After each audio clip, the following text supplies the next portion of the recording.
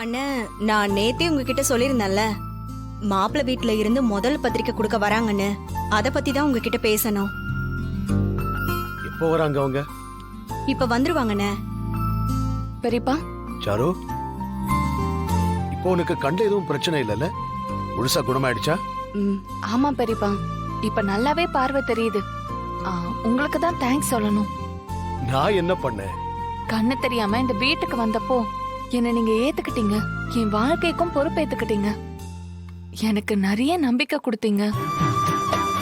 இதெல்லாம் நான் என்னைக்குமே மறக்க மாட்டேன் பெரியப்பா.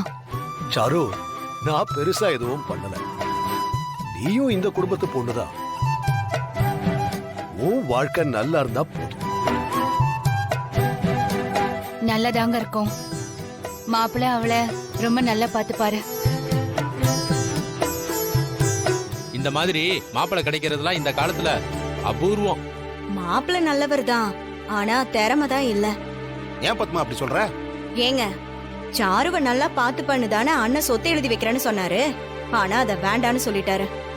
மாப்பிள்ளை கொஞ்சம் கூட பொழைக்க தெரியாதவரா இருக்காரு.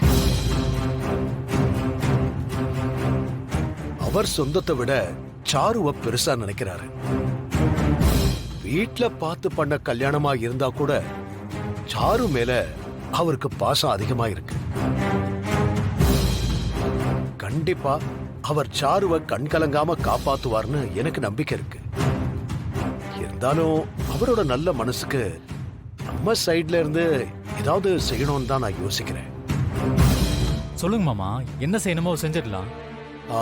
சாரு பேர்ல இல்லாம மாப்பிள்ள பேர்ல ஏதாவது சொத்து எழுதி வைக்கலாம்னு நினைக்கிறேன்.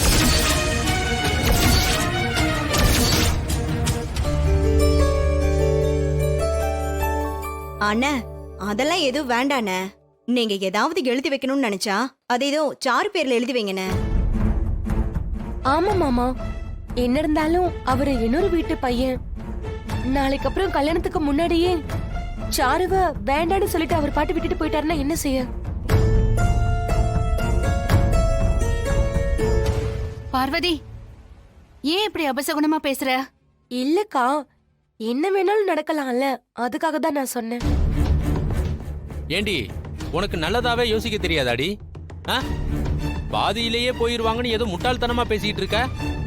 ஏங்க, நான் ஒரு பேச்சுக்கு தாங்க சொன்னேன்.